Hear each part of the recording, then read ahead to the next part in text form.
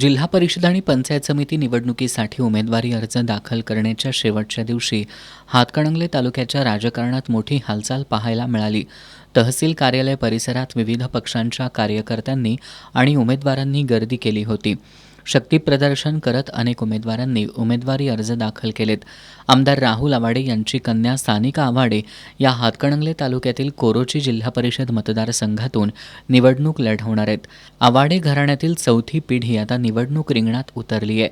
सानिका आवाडे यांनी काल तहसील कार्यालयात जोरदार शक्तीप्रदर्शन करत उमेदवारी अर्ज दाखल केलाय. ढोल ताशांच्या गजरात घोषणा देत आणि समर्थकांच्या मोठ्या उपस्थितीत अर्ज दाखल केलाय. यावेळी आमदार सुरेश हळवणकर, माजी आमदार प्रकाश आवाडे यांच्यासह पक्षाचे ज्येष्ठ नेते, कार्यकर्ते आणि समर्थक मोठ्या संख्येनं उपस्थित होते.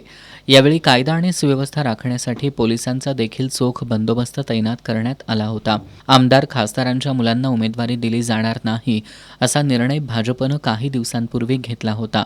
त्यामुळे आवाडेंच्या या उमेदवारीवर आश्चर्य व्यक्त होतंय.